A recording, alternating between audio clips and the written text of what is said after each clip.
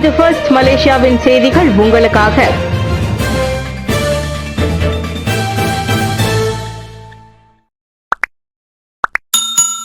மாநில சட்டமன்ற கூட்டத்தொடரை அயர்கூனிங் இடைத்தேர்தல் பாதிக்காது.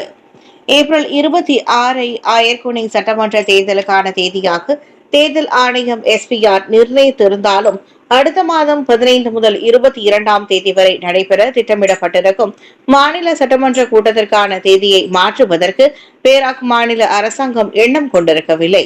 ஒருமைப்பாட்டு அரசாங்கத்தின் தேர்தல் கேந்திர பிரச்சாரத்திற்கு உதவும் என்பதால் இடைத்தேர்தலுக்கான செயல்முறை சட்டமன்ற கூட்டத்தை பாதிக்காது என்று அம்மாநில மந்திரி புசா டத்தோ ஸ்ரீ சரானி முகமது தெரிவித்தார்.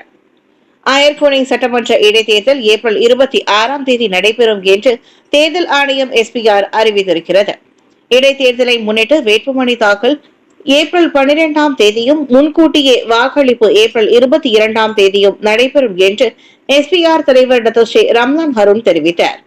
நேற்று ஈப்போவில் நடைபெற்ற 2024ஆம் ஆண்டு மாநில அளவிலான மகளிர் தினத்தை அதிகாரப்பூர்வமாக தொடக்கி வைத்த பின்னர் அவர் அவ்வாறு கூறினார்.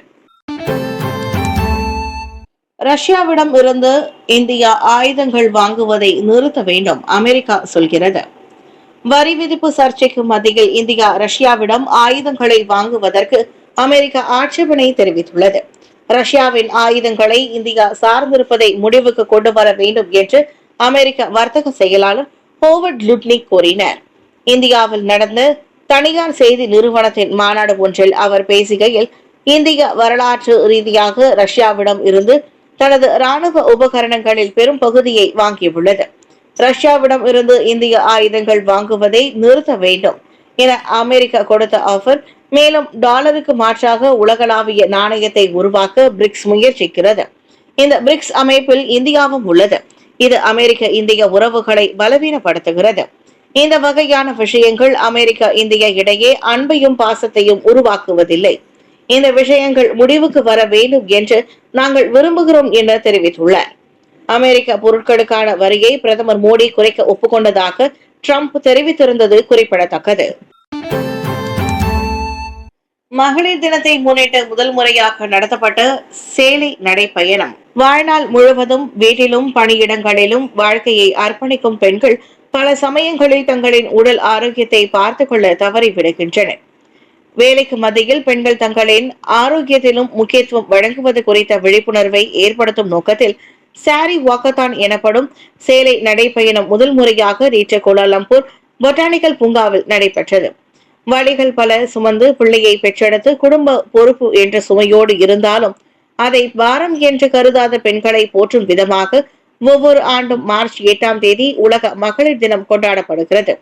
அத்தினத்தை முன்னிட்டு நியூட்ரி ஹார்ட் ஏற்பாட்டில் நடத்தப்பட்ட இந்நிகழ்ச்சியில் சிறு வயது முதல் முதியவர்கள் வரை சுமார் 400 பெண்கள் உற்சாகத்துடன் கலந்து கொண்டதாக சாரி வாக்கத்தான் நிகழ்ச்சியின் ஒருங்கிணைப்பாளர் சுரேஷ் பத்ரா கூறினார். காலத்திற்கு ஏற்ப சேலைகளை கட்டும் முறைகளில் பல்வேறு மாற்றங்கள் ஏற்பட்டிருந்தாலும் தொடக்க காலத்திலிருந்து அது பெண்களின் ஸ்டீரியோ டைப் எனப்படும் மாறாநிலை சிந்தனையாக மட்டும் என்றே தன்னம்பிக்கையை ஏற்படுத்தும் சின்னமாக விளங்குவதால் இந்நிகழ்ச்சிக்கு சேலையை தேர்வு செய்ததாக அவர் கூறினார். போலீசாருடன் நடந்த துப்பாக்கிச் சூட்டில் முதியவர் ஒருவர் பலி. நேற்று ஜொஹூர் பாரு தாமான் மெலோக்கில் காலை சுமார் 3:10 மணிக்கு போலீசாருடன் நடந்த துப்பாக்கிச் சூட்டில் முதியவர் ஒருவர் உயிரிழந்தார். சம்பந்தப்பட்ட குடியிருப்பில் உள்ள ஜாலான் பெட்சியாரான் பூமி ஹிஜாப் பகுதியில் 63 வயதுடைய உள்ளூர் முதியவர் ஓட்டி சென்ற ஹோண்டா வெரியோ ரக மோட்டார் சைக்கிளை கண்டறிய போலீஸ் ரோந்து பணியில் ஈடுபட்டிருந்த போது இச்சம்பவம் நிகழ்ந்ததாக ஜொஹூர் மாநில போலீஸ் தலைவர் டத்தோ எம் குமார் கூறினார். சோதனை நடவடிக்கையின் போது மோட்டார் சைக்கிள் ஓட்டுநர் போலீஸ் உறுப்பினர்களை நோக்கி துப்பாக்கிச் சூடு நடத்த முயன்றதால் தங்களை தற்காத்துக் கொள்ள போலீசாரும் துப்பாக்கிச் சூடு நடத்தியதாக நேற்று வெளியிட்ட ஓர் அறிக்கையில் டத்தோ குமார் குறிப்பிட்டுள்ளார். துப்பாக்கியின் தோட்டா தாக்கி அம்முதியவர் சம்பவ இடத்திலேயே உயிரிழந்தது பரிசோதனையில் கண்டறியப்பட்டதாக அவர் கூறினார். பிரேத பரிசோதனைக்காக அம்முதியவரின் சடலம் சுல்தான் இஸ்மாயில் மருத்துவமனைக்கு அனுப்பப்பட்டுள்ளது. இச்சம்பவத்தில் பலியான முதியவர் முன்னதாக 14 குற்றப்பதிவுகளை கொண்டிருப்பது கண்டறியப்பட்டுள்ளது. பெண்களுக்கு போதிய கவனமும் வாய்ப்பும் வழங்கப்பட வேண்டும். தேசிய மேம்பாட்டின் அனைத்து அம்சங்களிலும் பெண்களுக்கு போதிய கவனமும் வாய்ப்பும் வழங்கப்பட வேண்டும் என்று பிரதமர் டாக்டர் ஸ்ரீ அன்வார் இப்ராஹிம் வலியுறுத்தினர். கொள்கை வகுக்கும் நிலை உட்பட பெண்களின் ஈடுபாடு இன்னும் குறைவாகவே இருப்பதால் இவ்விவகாரத்தில் கூடுதல் கவனம் செலுத்தப்பட வேண்டும் என்றும் அவர் எடுத்துரைத்தார். ஒவ்வொரு அமைச்சும் மகளிர் குடும்பம் மற்றும் சமூக மேம்பாட்டு அமைச்சு KPWKM உடன் இணைந்து பெண்களுக்கு அதிகாரம் அளிக்கும் திட்டங்களில் கவனம் செலுத்த வேண்டும் என்றும் அன்வார் இப்ராஹிம் கூறினார்.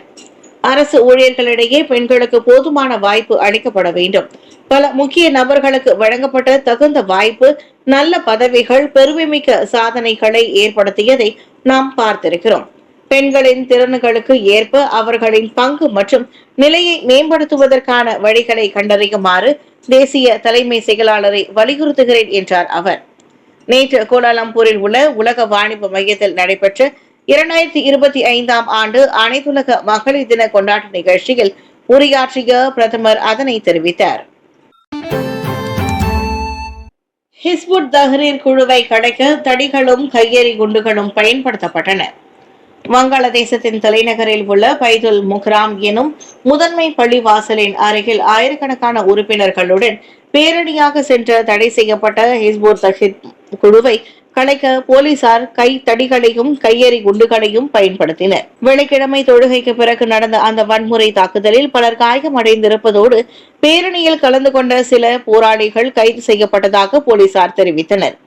பேரணியில் ஈடுபட்டவர்கள் போலீசாரின் தடுப்புகளை உடைத்து ஆர்ப்பாட்டத்தில் ஈடுபட்டதில் அதனை கலைக்க முயற்சிகள் மேற்கொள்ளப்பட்டதாக டாக்கா மெட்ரோபாலிட்டன் போலீஸ் நிலையத்தின் துணை ஆணையர் மசூட் அலாம் கூறினார். இதனால் மக்கள் பலர் காயமடைந்துள்ளதை சம்பவத்தை நேரில் பார்த்தவர்கள் தெரிவித்துள்ளனர். ஃப்ரீடம் ஹேஸ் ஒன் பாத், கிலாஃபட் மற்றும் நரயா தக்பீர் அல்லா அக்பர் என்ற முழக்கங்களை உச்சரித்தவாறு 3000 முதல் 5000 பேர் அப்பேரணியில் கலந்து கொண்டதாக அவர் கூறினார். ஜம்ரி வினோத் மீது சட்ட நடவடிக்கை எடுக்க கோரி பட்டவத்தில் நூற்றுக்கணக்கில் போலீஸ் புகார். இந்துக்களின் சமய நம்பிக்கையை அவமதித்த இஸ்லாமிய சமய சொற்பொழிவாளர் ஜம்ரி வினோத் மீது 3R எனப்படும் இன, மதம் மற்றும் ஆட்சியாளர்களை நிர்ணயிக்கும் வகையில் பேசியதற்காக சட்ட நடவடிக்கை எடுக்கப்பட வேண்டும் அல்லது சுஷ்மா சட்டத்தின் கீழ் அவர் உடனடியாக கைது செய்யப்பட வேண்டும் என பினாங்கு பட்டவத் பொதுமக்கள் வலியுறுத்தியுள்ளனர். முன்னாள் போலீஸ் அதிகாரி சி முனியாண்டி தலைமையில் காலை பட்டவத் போலீஸ் நிலையத்தில் ஜம்ரி வினோத்துக்கு எதிராக நூற்றுக்கணக்கில் புகார்களும் செய்யப்பட்டன. முன்னதாக சம்ரி வினோத்துக்கு எதிர்ப்பு தெரிவிக்கும் வகையில் நூற்றுக்கணக்கான பட்டவத் மக்கள் கவன ஈர்ப்பு போராட்டத்தையும் நடத்தினர்.